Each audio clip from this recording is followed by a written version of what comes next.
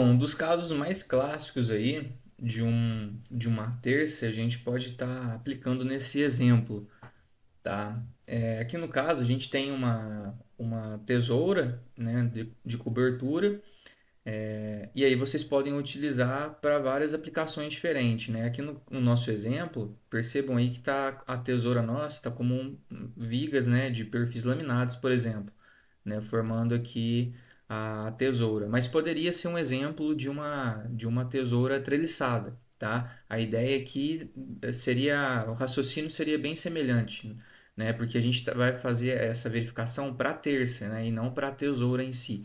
Então aqui, independente se fosse uma treliça ou da nossa maneira aqui que está essa tesoura com essas vigas, né, a maneira de analisar e de verificar a terça vai ser praticamente a semelhante nos dois casos. Tá? Então vocês podem aplicar no caso de vocês.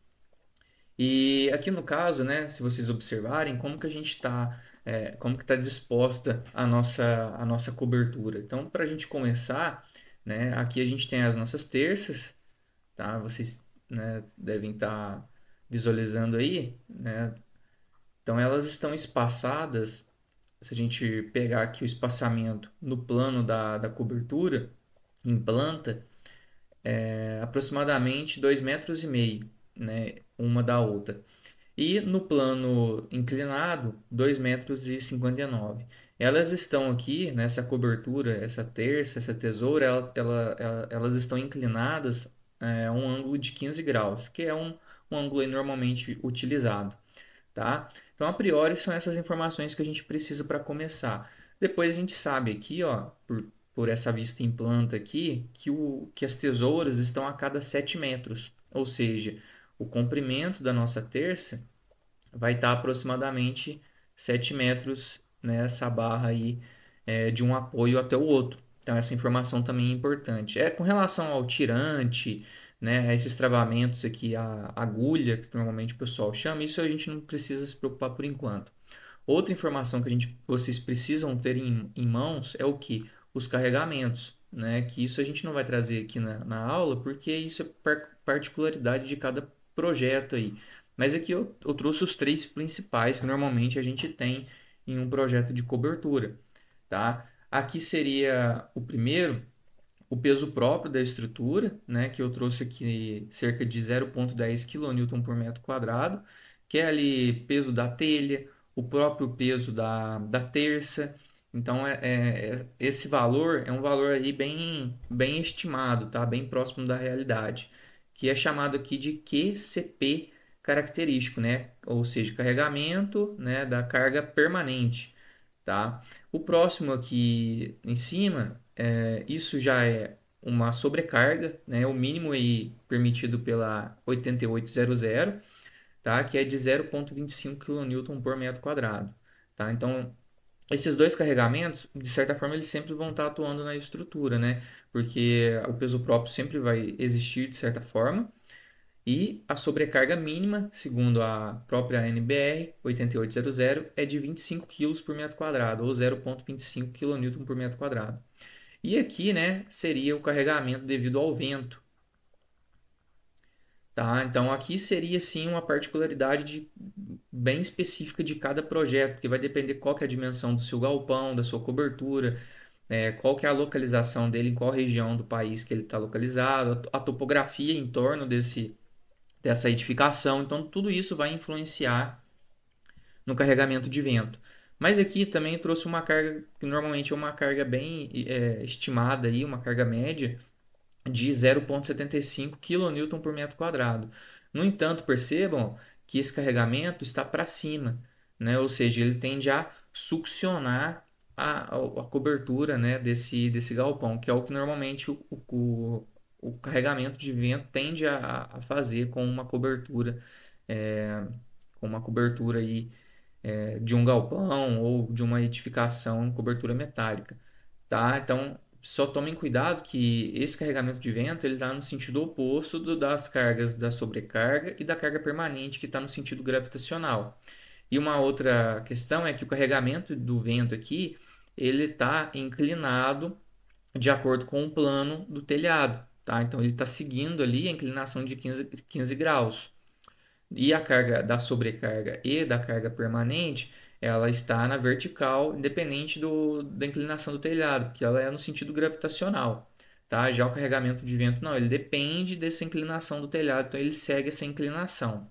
Uma outra questão é que precisam ficar aí atentos é que a gente vai verificar as nossas terças e a priori, né, elas são do que? Perfil laminado, tá? Então, eu já vou trazer aqui para vocês qual é a terça que a gente vai estar utilizando, tá? Então, a gente está utilizando essa terça aqui, que é uma 152, né, de altura, 152 milímetros de altura. Então, percebam que esse perfil é o quê? Um perfil laminado e não um perfil dobrado, tá? Então, a ideia aqui dessa verificação é a gente fazer a verificação de um perfil laminado, tá? Se for um perfil dobrado, que é muito utilizado também para terça, um perfil dobrado enrijecido, por exemplo, então essa aula ela não vai ter essa serventia para esse tipo de perfil, tá? A análise vocês podem até aproveitar, porque a parte de análise para encontrar os esforços, as combinações de carregamento, vai ser praticamente a mesma coisa. Só que na hora de começar a verificar a seção, o momento resistente, né, o esforço cortante, enfim, o perfil dobrado, ele tem uma norma específica para ele. Então, fiquem atentos que aqui, no caso, a verificação do perfil da resistência dele é para um perfil laminado. Até a parcela da análise estrutural, vocês conseguem aproveitar essa aula. Bom, então a gente precisa fazer quais verificações para uma terça primeiramente, né? E só antes de esquecer, já colocando aqui a propriedade do nosso material, aqui a gente vai trabalhar com um aço ASTM A36, que tem uma tensão de escoamento de 250 MPa e uma tensão de ruptura, a tensão máxima dele é de 400 MPa, tá? E aí vocês podem escolher, se for o projeto de vocês for outro aço, vocês podem utilizar e é lógico trocar esses parâmetros aí, tá? Aqui eu já estou trazendo as propriedades geométricas, mas isso aqui vocês encontram onde? Na tabela do catálogo da Gerdau, por exemplo, né? Ou se for um perfil com uma geometria que não tem catalogado, que normalmente é difícil de acontecer, porque se você está comprando o perfil, normalmente ele é catalogado, né? Mas se caso você quiser descobrir de maneira que manual mesmo, é só jogar no AutoCAD, né? Tem vários vídeos aí no YouTube que ensinam como que a gente desenha a seção no AutoCAD e ele gera essas informações aqui das seções das características geométricas. No entanto, como eu disse, em catálogos como o da Gerdau, por exemplo, vocês encontram essas informações. Então, não vou parar aqui para encontrar a área, momento de inércia, porque senão a gente vai perder muito tempo fazendo isso, tá? Bom, qual que é a grande questão aqui? A gente precisa fazer algumas verificações para a terça, tá? Então, são três verificações principais, tá? Então, aqui no caso, quais são essas verificações que a gente vai estar fazendo para a nossa terça aí? Então, a primeira verificação vai ser com relação à flexão oblíqua, tá? Que é um estado de limite último, tá certo? Depois a gente tem que fazer a verificação para o esforço cortante, que também é uma verificação do estado limite último, tá? E por último, a gente vai fazer a verificação da flecha, que a gente associa a um estado limite de serviço, tá? Então aqui a gente vai fazer nessa aula 1 a verificação.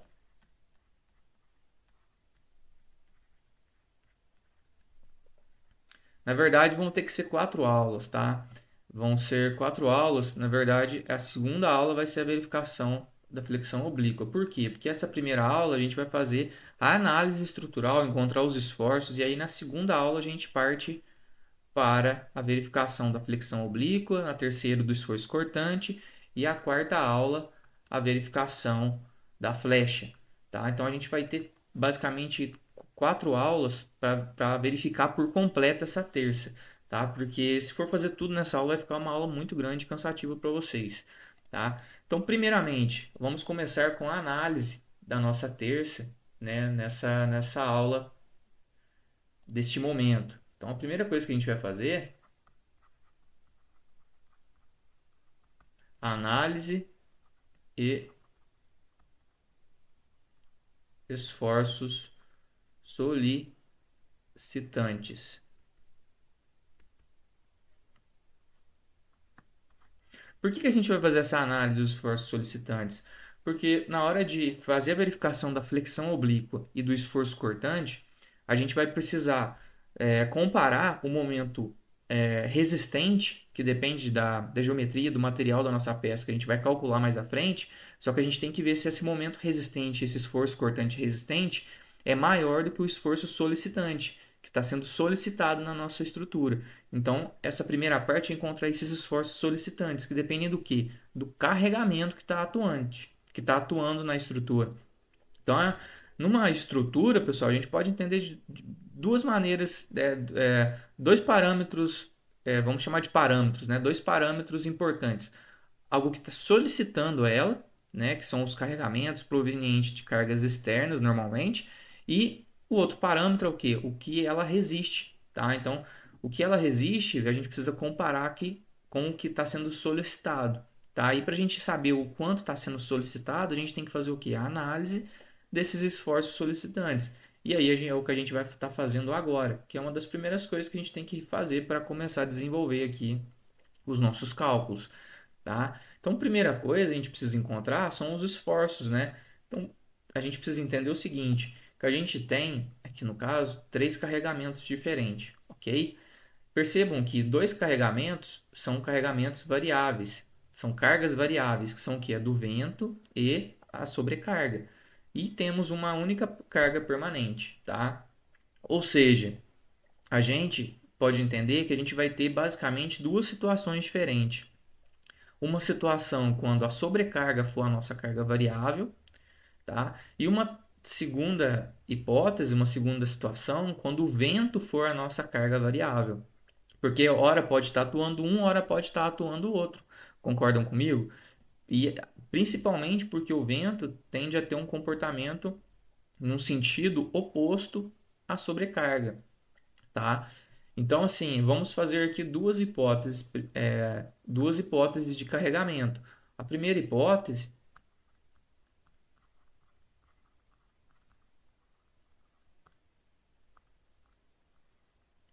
seria o quê? A sobrecarga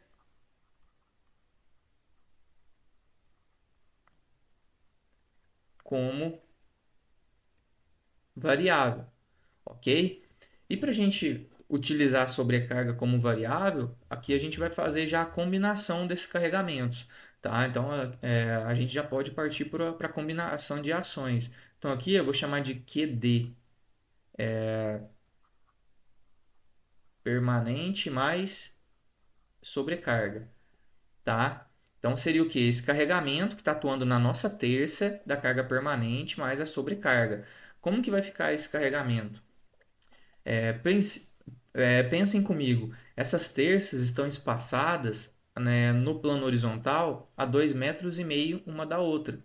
E é justamente no plano horizontal que está, né, no plano aqui, no sentido gravitacional, que está atuando a carga permanente e a sobrecarga.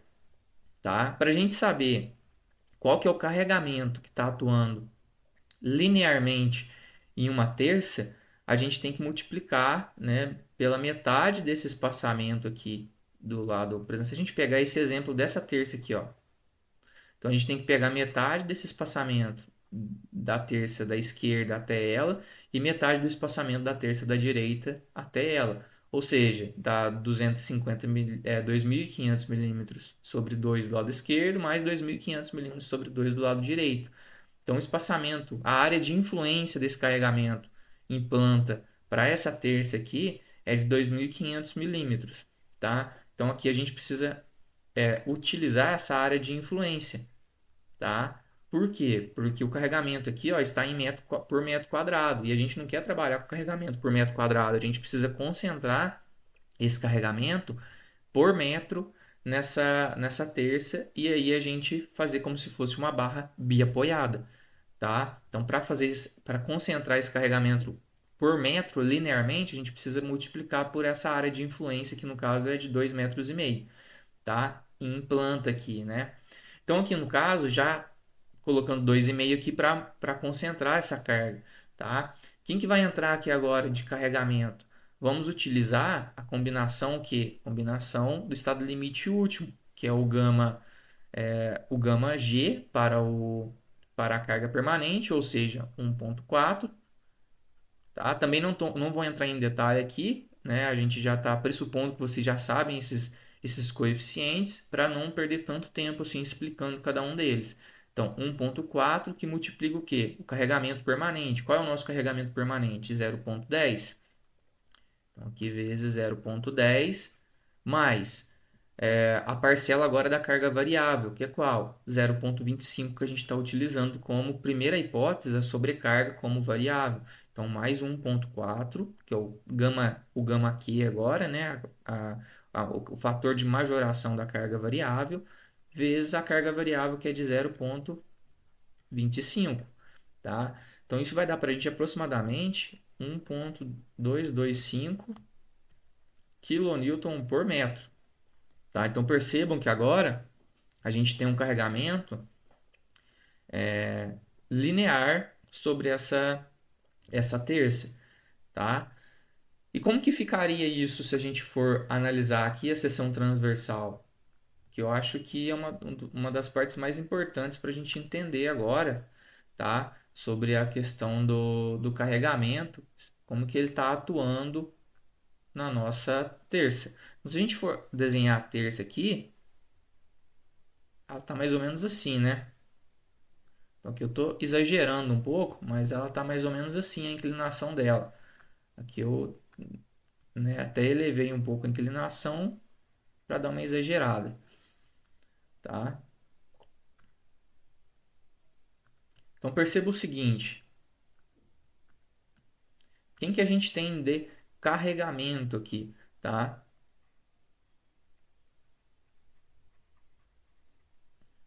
Perceba que está acontecendo o seguinte, esse carregamento a gente não está, a nossa primeira hipótese não é levando em consideração o vento, tá? Então não tem vento, não tem esse carregamento por enquanto.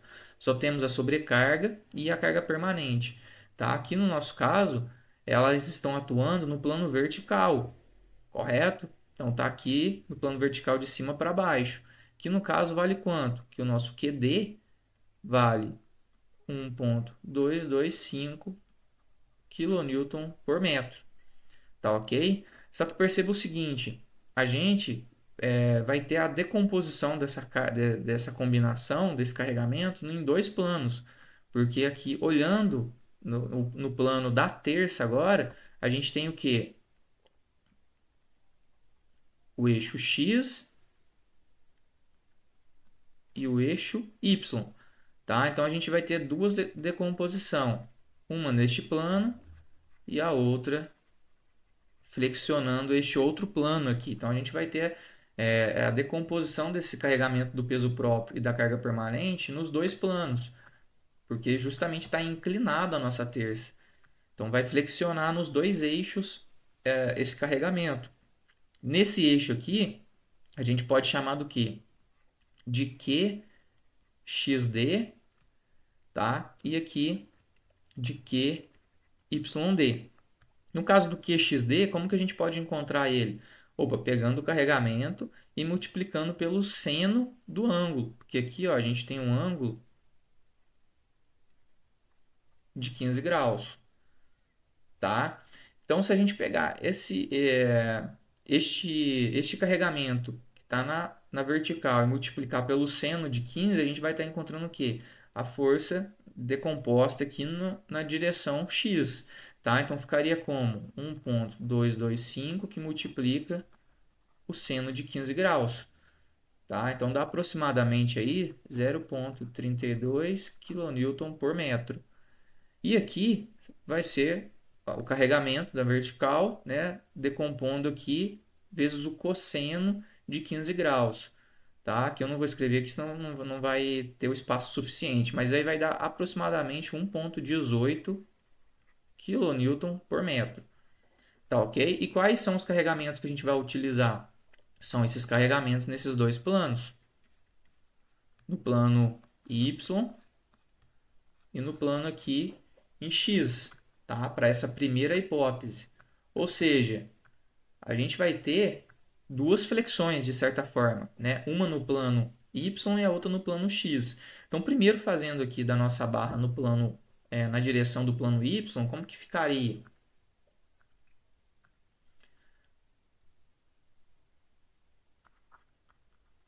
Direção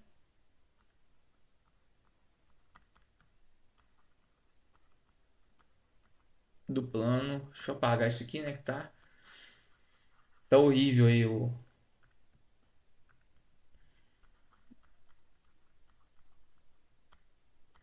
direção do plano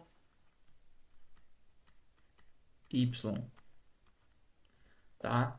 Então aqui como que ficaria na direção do plano Y? A gente vai ter uma barra biapoiada, concorda comigo?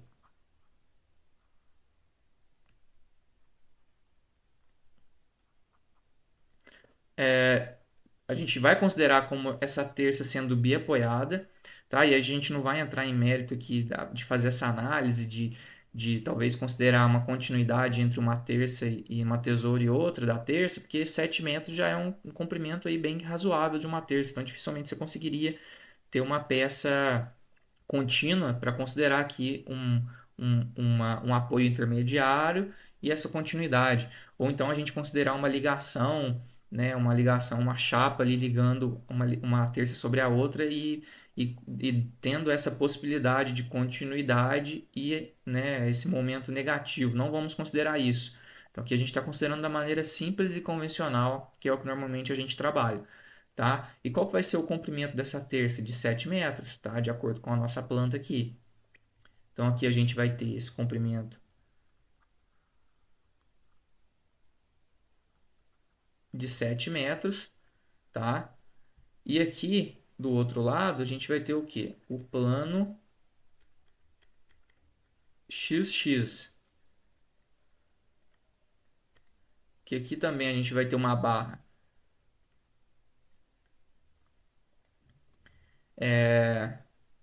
Não vai ser de 7 metros. Por quê? Perceba o seguinte, aqui eu acho interessante vocês prestar bem atenção para não ter nenhum tipo de confusão. Então aqui, ó, olhando a seção transversal desse plano aqui YY, como que está o perfil C na posição em pé dele, né? Chamando dessa forma.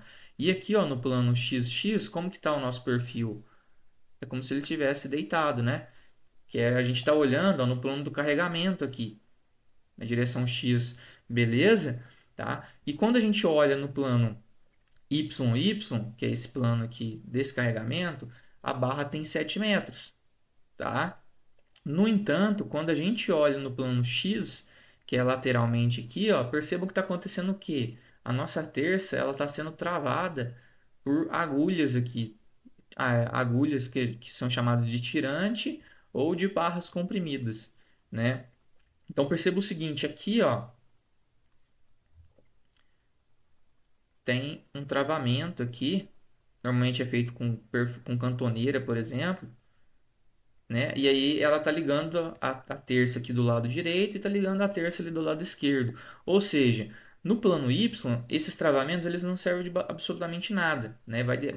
Elas vão permitir que essa terça flexione e o único apoio que ela vai ter é as tesouras a cada 7 metros, beleza?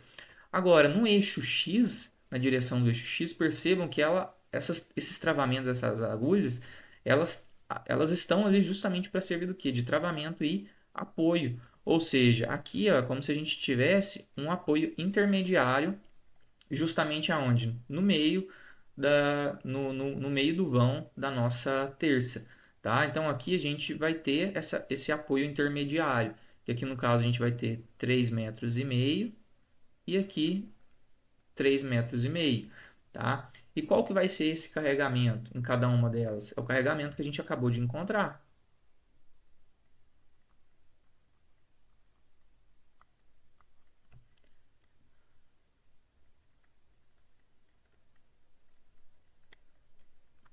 Então, esse carregamento no plano Y é o Q D equivale a 1,18 kN por metro. E no plano X é o QD equivale a 0,18 32 kN por metro. Beleza? Então a gente tem esses dois casos aqui. Bom, que a gente precisa encontrar aqui agora? Os esforços solicitantes, que no primeiro caso é uma barra biapoiada, então a gente vai ter esforço de momento fletor e esforço cortante. Então já colocando aqui esses esforços, o esforço de momento fletor, como é uma barra biapoiada, ele vai estar mais ou menos assim, né? Uma parábola aí. E aqui o momento máximo no centro, né? Que vai valer aí, neste nosso caso, 7,23. Aqui no caso, 7,23 o quê? Quilonewton vezes metro. Tá? Também não vou parar aqui para a gente ficar encontrando esses momentos, porque pressupõe que vocês já saibam realizar isso, né? Se não, pode utilizar o F2, o cálculo manual também, né? Aqui, como é uma barra biapoiada, qual que é esse momento máximo? Que só para relembrar, que é L ao quadrado sobre 8, tá? Então, fica 1,18 vezes 7 ao quadrado dividido por 8. Então, daí é onde saiu 7,23, tá? E o esforço cortante máximo, nesse caso aqui, então ele vai ter aqui, próximo aos apoios, esse esforço cortante máximo, que aqui no caso vai ser de 4,13.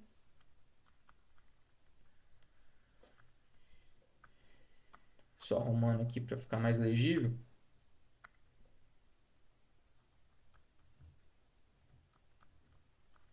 4,13, que na verdade é só quilonewton, correto? E do outro lado também lá 4,13.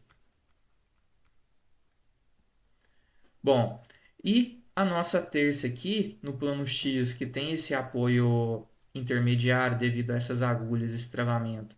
O momento fletor vai se dar mais ou menos dessa forma aqui, ó. Tá? Onde aqui vai ser 0,49 kN vezes metro. E esses dois momentos aqui, eles vão ser menores. Então, a gente nem precisa colocar a informação deles para não ter muita informação aqui desnecessária. Então, o que importa é os momentos máximos. Tá? Aqui no nosso caso aqui é o negativo de 0,49, que é justamente onde está o quê? A agulha ali de travamento. E aqui o esforço cortante, que vai se dar de que maneira? Mais ou menos dessa forma aqui, ó.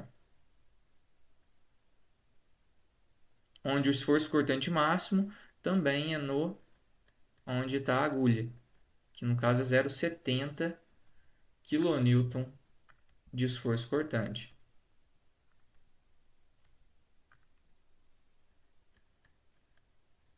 Beleza? Então, esses são os carregamentos que a gente vai precisar na nossa primeira, somente foi feita a primeira hipótese, tá? Então, a gente tem esses carregamentos que a gente vai utilizar ao longo de todo o restante dos cálculos. Ficou faltando quem? A gente fazer a segunda hipótese agora, que é o que? O vento como variável, né, dessa combinação.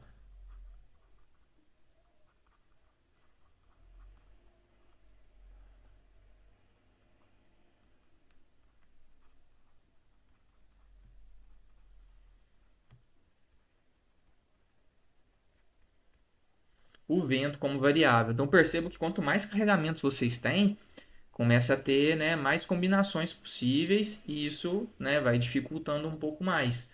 Tá? Quais são esses carregamentos que a gente vai ter nessa segunda hipótese? Tá? A gente pode ter a seguinte situação, pensem comigo. A gente vai ter o carregamento da carga permanente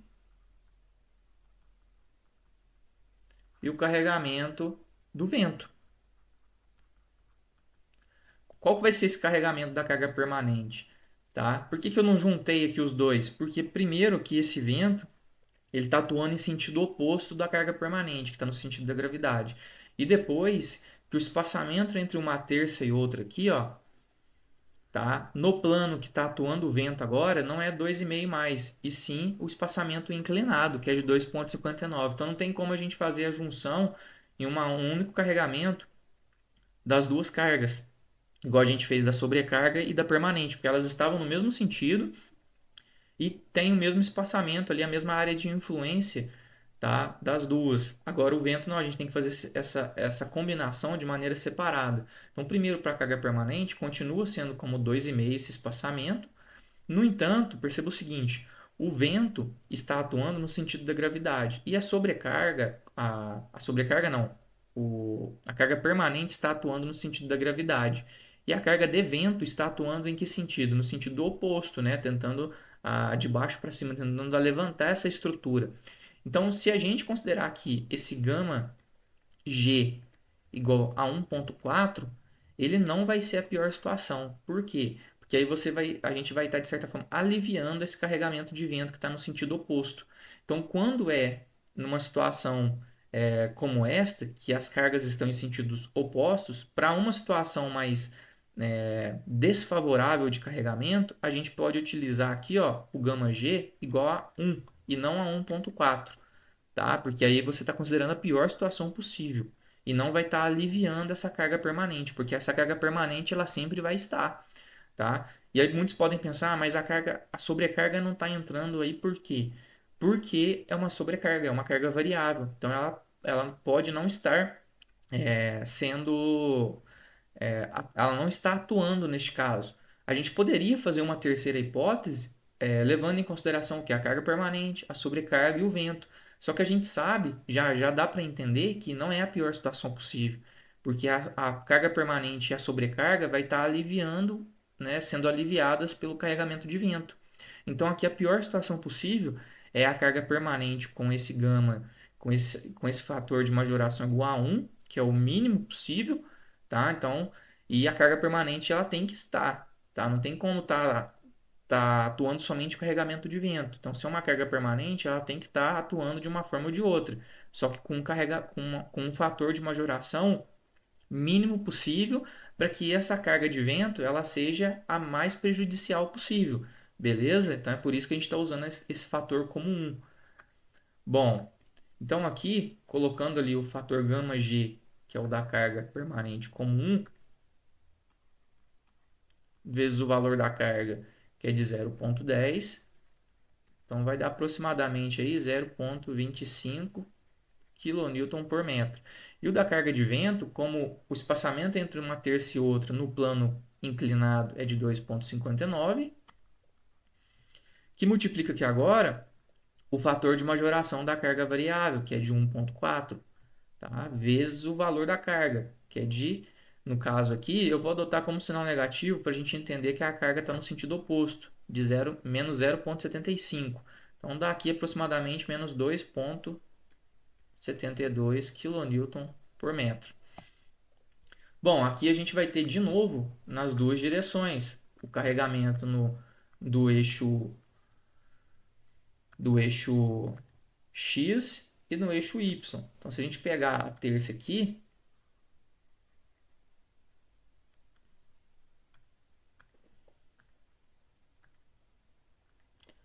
a gente vai ter quem atuando aqui? O carregamento da carga permanente, que é de 0,25 kN por metro. No entanto, a carga de vento ela já está no plano Y da terça, ou seja, a carga de vento ela não vai precisar ser decomposta em X, porque ela não vai ter uma força resultante ali no eixo X da terça, somente no eixo Y, que é no plano que ela está atuando, tá? Então aqui a carga de vento vale 2,72 kN por metro, tá? E percebam o seguinte, essa carga permanente ela tem que ser decomposta tanto no eixo X, então eu estou chamando QD, né, o carga de cálculo permanente no eixo X, né, e também no eixo Y. Só que no eixo Y ela tá para baixo, tá? Então aqui vai ser a carga permanente no eixo Y e aqui no eixo X. No eixo X vai valer quanto? 0,25 vezes o seno de 15, tá? Que vai dar aproximadamente aí 0,065 kN por metro, tá? E aqui no eixo Y, ela vai dar quanto? 0,25 vezes o cosseno de 15, que daí aproximadamente, vamos usar aqui a calculadora, eu não tinha feito aqui essa parcela, não tinha deixado um rascunho pronto, então aqui fica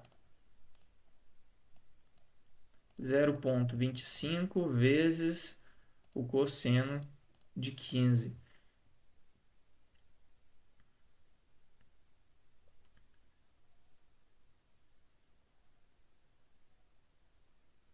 Tô achando que aqui tá equivocado, né? Vamos de novo, 0,25 vezes o cosseno de 15. Acho que não, tá certo. Então dá 0,24 aí aproximadamente.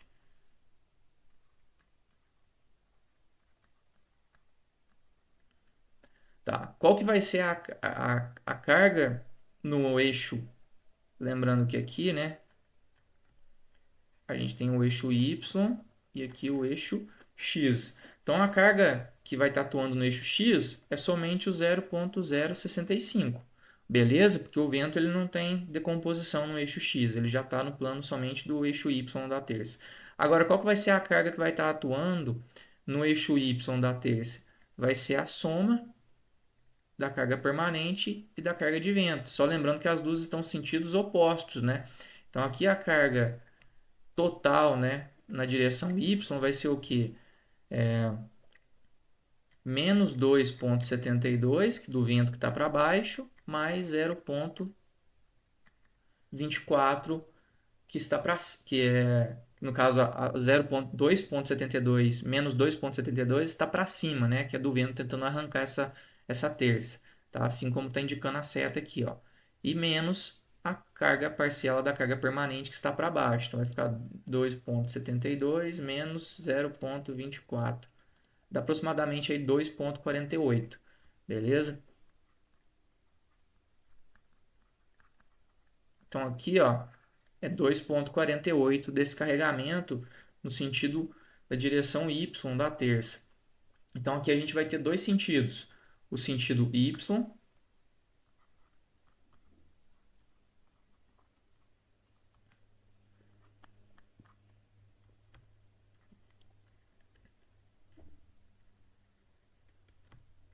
e a direção X. A direção Y, como que vai ficar? Vai ficar uma barra biapoiada de 7 metros entre as duas tesouras, né, o comprimento da nossa terça, só que o carregamento, perceba o seguinte, ó, o carregamento agora, tá vendo lá que a gente acabou de calcular qual que é o carregamento que está atuando nessa terça, no sentido Y, é de menos 2,48, ou seja, esse carregamento está para cima.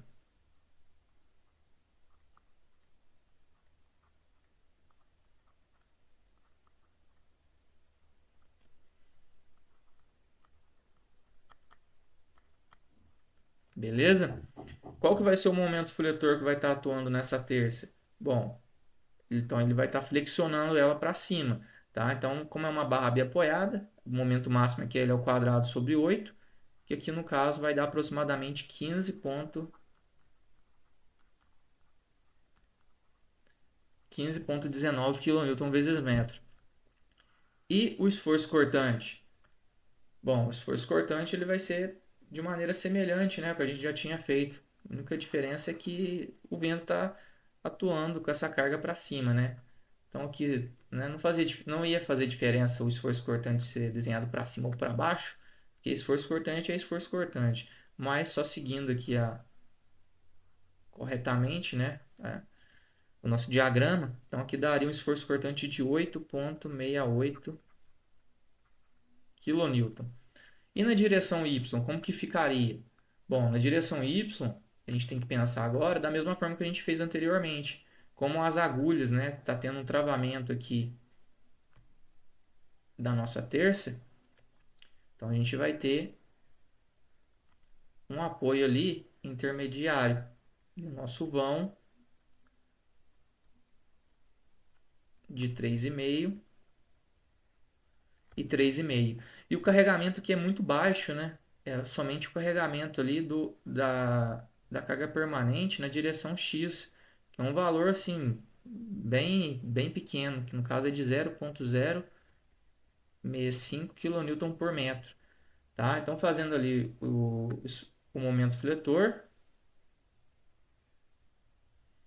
que vai dar semelhante ao que a gente tinha feito anteriormente.